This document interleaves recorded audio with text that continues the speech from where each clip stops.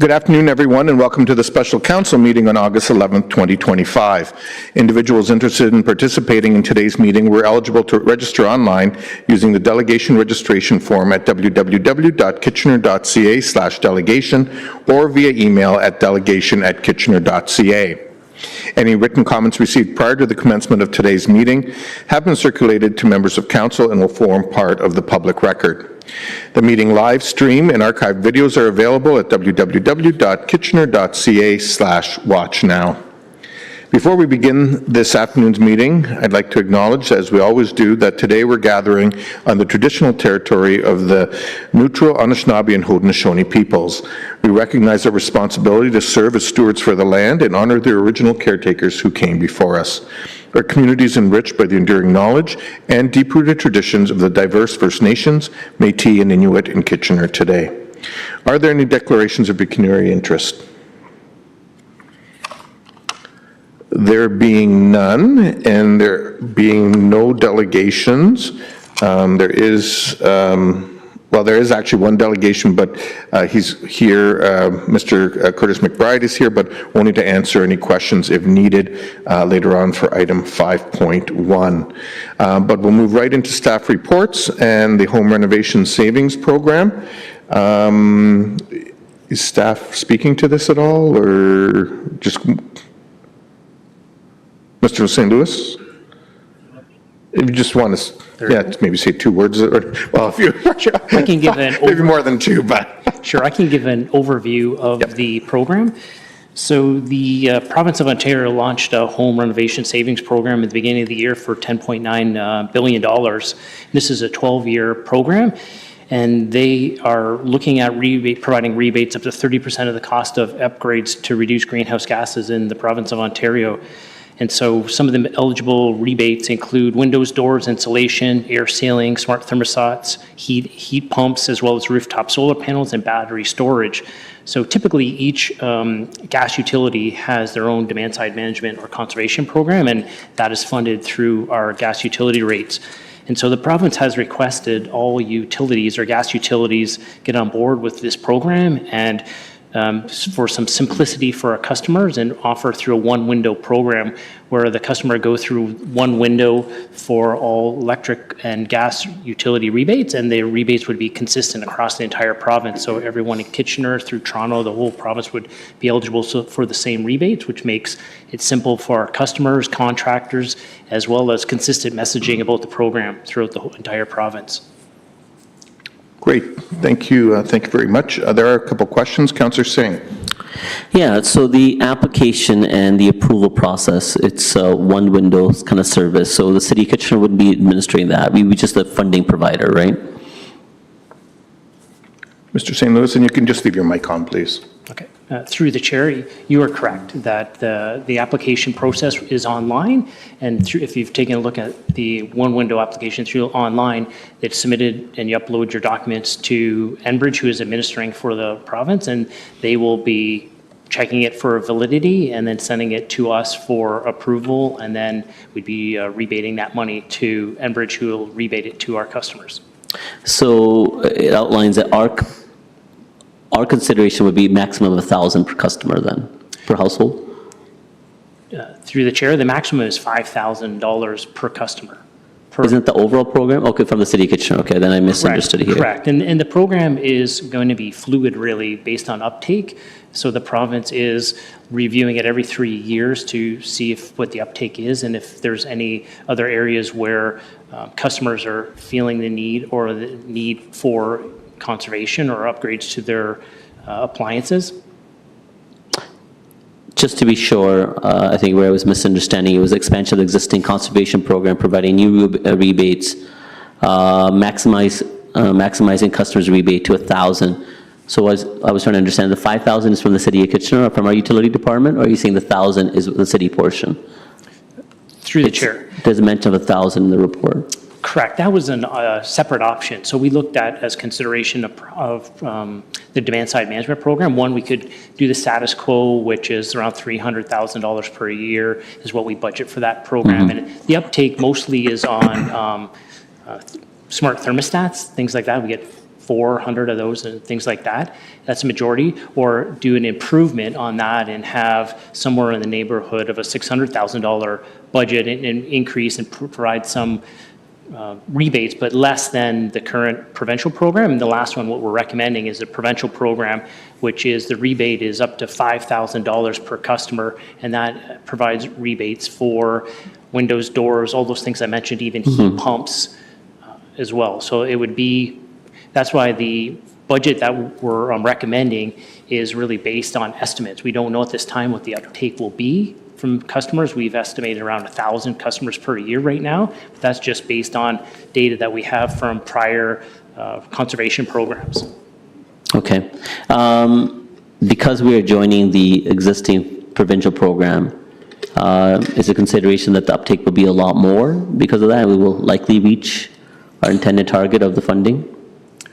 Through the chair, that is correct, because these incentives, we found in the past that the higher the incentive, the more likely customers are to take advantage of those incentives. And so, for instance, for a heat pump, I believe it's up to $2,000, depending on the size of the heat pump. So those types of rebates, more customers will take the uptake. And so that's why we believe that it's going to be in the neighborhood around I think it's $8 million here in the next 3 years. Okay. Now, the federal government in years past used to have a home energy retrofit program. Is the federal government looking at something as well that could complement what the province is doing and the utility companies are doing as well to really maximize on this? Through the chair, there has been no consideration yet from the federal government on this program. So right now it's a provincial program that was announced in January. Has there been any advocacy that's being done to the federal government to, to kind of maximize on the overall benefits? I mean, Ontario having the largest population, again, if you look at the overall greenhouse gases that emit, I mean, we have the largest impact, so having some additional partner from the federal government would be prudent. But is that something that we would take part in the conversation, the advocacy, or we really leave it to the province? Through the chair, that's something I can bring back, because I'm in discussions with the province IESO, and so I can take that back. Okay, one last question. Is there a way for us to, I know we're participating partners, so we're not driving the program, I get that. But is there any way that we can try to focus on more senior population where they would the most benefit from those savings? Through the chair, we're going to be able to do advertising and things like that for the program, so we can definitely do that. Thank you. Okay, thanks. Mr. Chapman, were you going to add anything or no? Yes? Go ahead.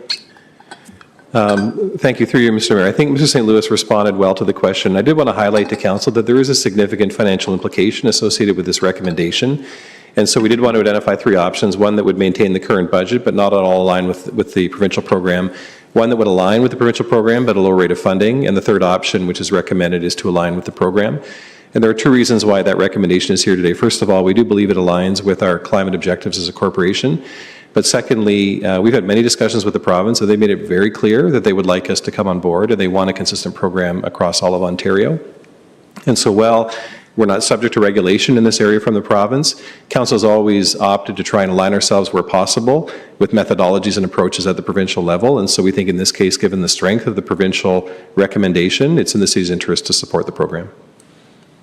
Very good point, and let's not lose sight of that, because we need to remember that the conditions that us in Kingston have for our gas utilities are unique, and we want to make sure we can maintain those in the long term.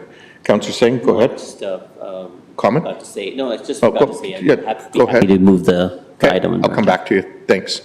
Councillor Chapman. Yeah, thank you. And I think this is a great program, so thank you for jumping on board. When Enbridge customers were brought into this program earlier this year, I received calls from several residents here saying, well, why can't we, get the same rebates? Are we going to do this retroactively to the beginning of 2025 to ensure that the customers here that have maybe put in heat pumps or new windows also have access to this funding? Through the chair, as the report indicates there, when we get agreements with Enbridge and how that whole model is going to work, as well as the fees associated with them administering it, we weren't going to go back to retroactively. So in the fall, it's going to come online, and then starting from there, they would be able to apply for grants for this program. It's complicated because some of the program items require like audits before and after to ensure there's some level of efficiency gained. And so those would not be able to, it'd be complicated to go back in time, I guess, to do something like that. For insulation, for example, you have to do a pre and post audit. So there's complications. So the intent was to start the program when their website is all up to date with available information for our customers to get on the program.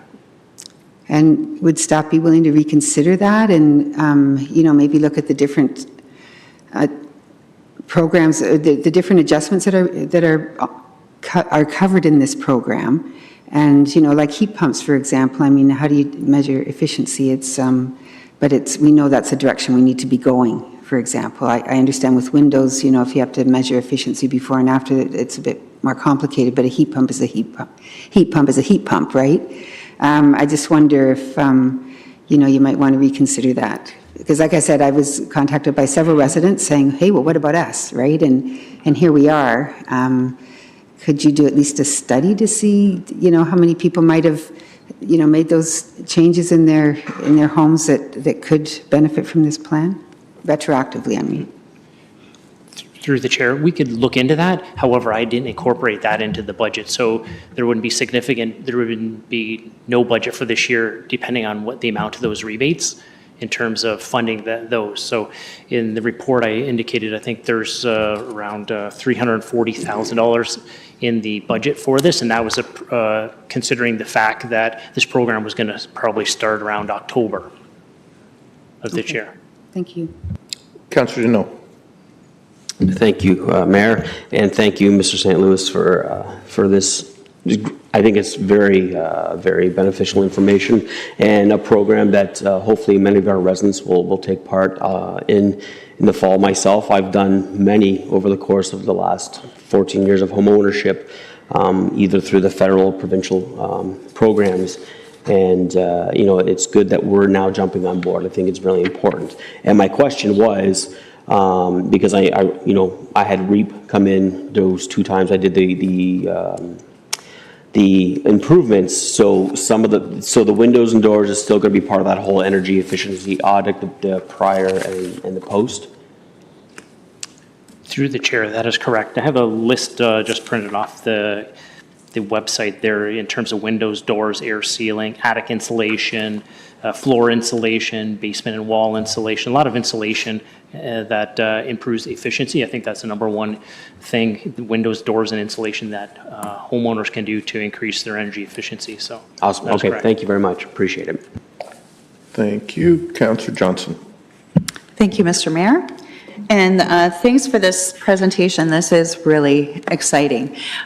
So a couple of questions, and I might have missed it in the report, but could condos or could rental places be able to take part in this program or not?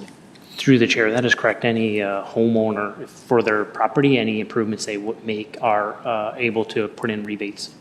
Okay, that's actually really good news as well. And kind of to Councillor Singh's point, whenever he asked about whether or not we could maybe ensure that seniors hear about this, would it be maybe to be able to find them, we could do something with houses built before a certain time period or something? Or is there a way, how would we maybe look into helping get that messaging out?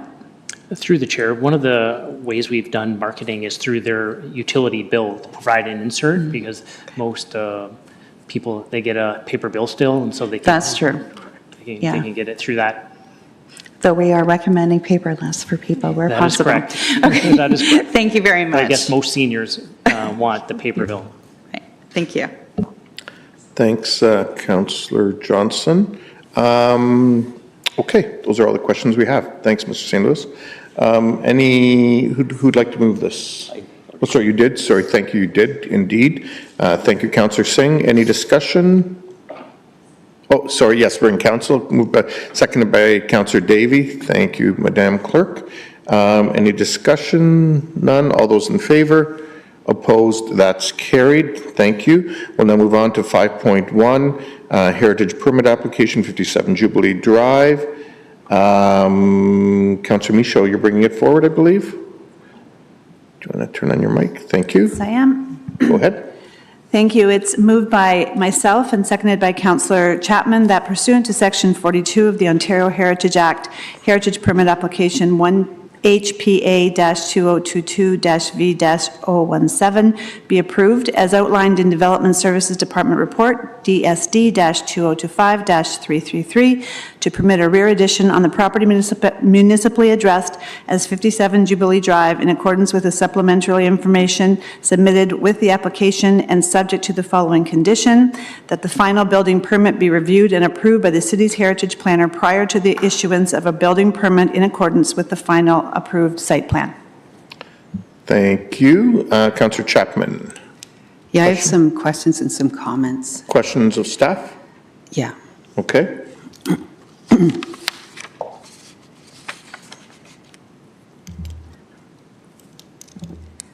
Can I speak to this first before I ask questions? You can go questions first and then, Questions first. Can you tell us what the normal process is for an addition or a modification to a heritage building or property?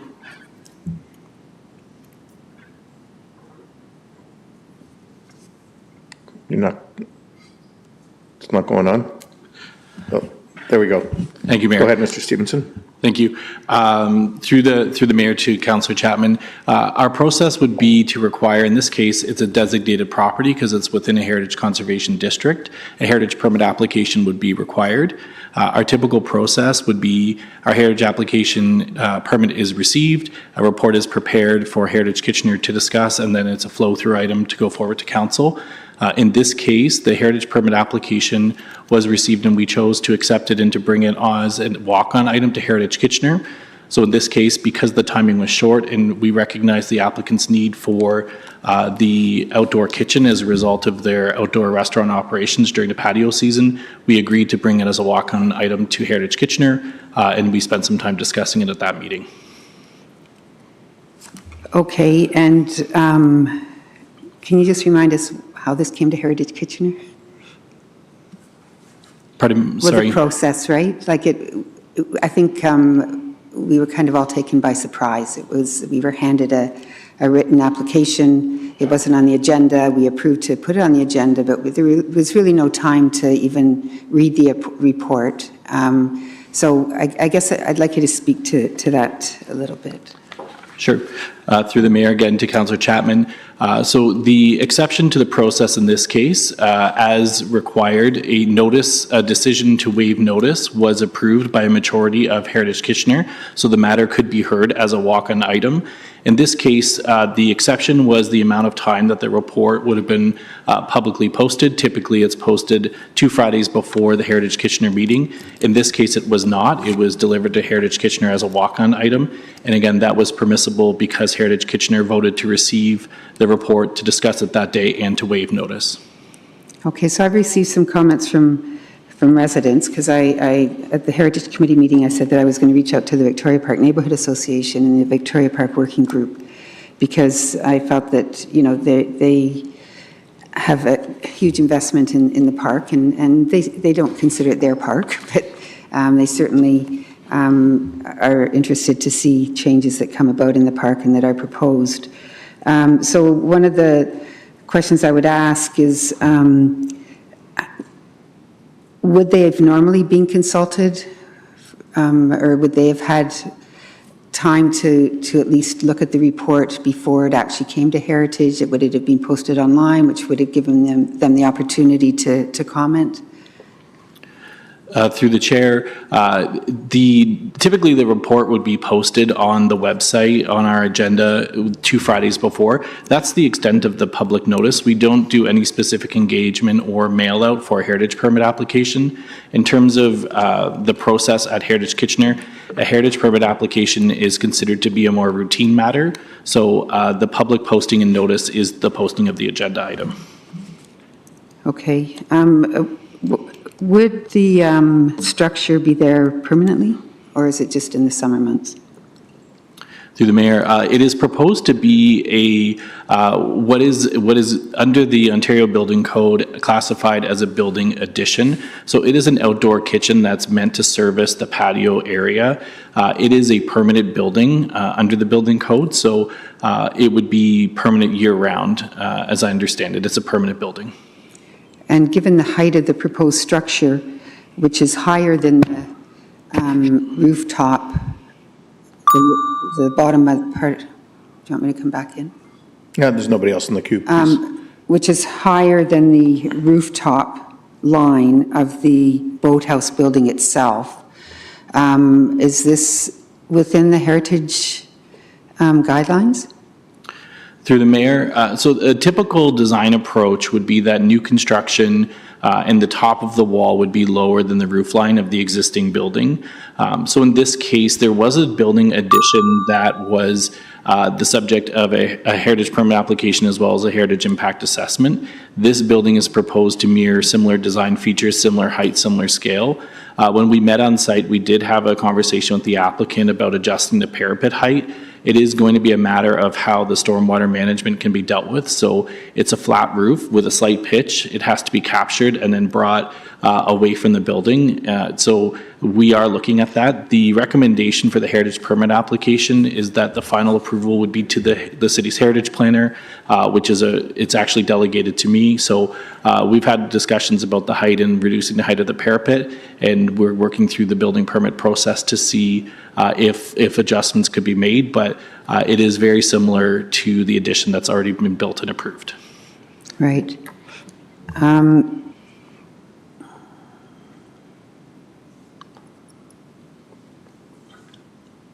Okay, I guess my last question would have to do with process. Moving forward, given that all heritage properties are flagged in the city's Amanda permitting system, would a building like this, would we be able to avoid this sort of thing where the owner, the tenant in this case, proceeds with the building without the required permits? Through you, Mr. Mayor. So, situations do arise from time to time. Our heritage permit application cycle, council cycle, and committee of adjustment cycle, there are deadlines. There is sometimes flexibility that we look to. There are emergency situations, there are housing needs, and in this case, there's a business need for an exemption to the typical process. So we were certainly comfortable with the process that was selected, knowing that it would still come for a final decision to council tonight, and there's still opportunity for staff oversight.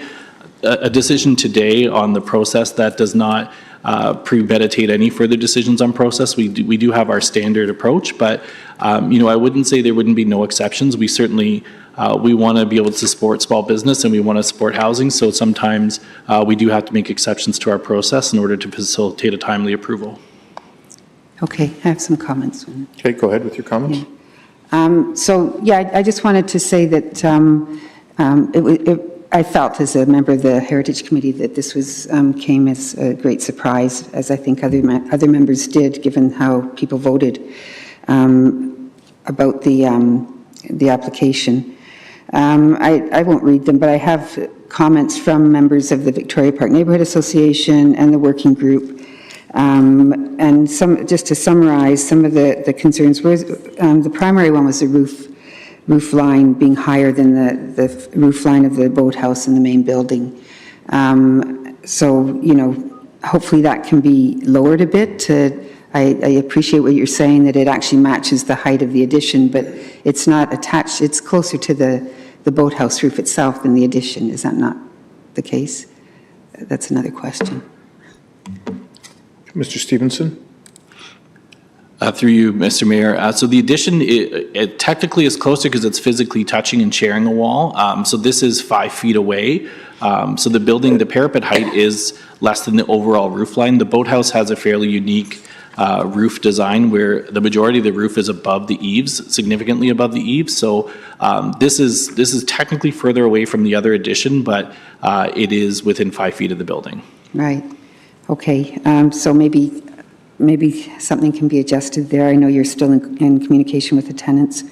And I do just want to pass on a note by one of the residents who, and I I agree with her assessment. She said, I also want to note that I think we all want the boathouse to be successful, so I don't want to suggest anything that will undermine that. It's an important venue for food, music, and gathering for people, not just in our neighborhood, but across the downtown area.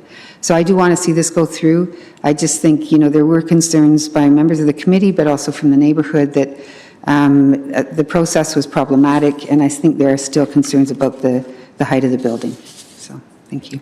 Thank you. Councillor Schneider. Thank you, Mayor.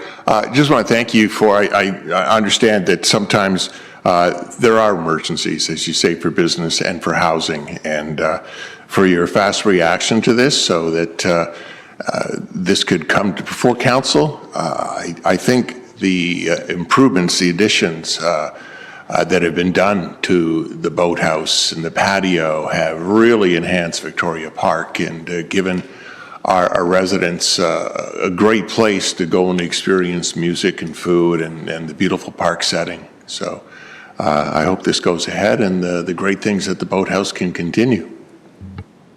Councillor Janot. Thank you, Mr. Mayor.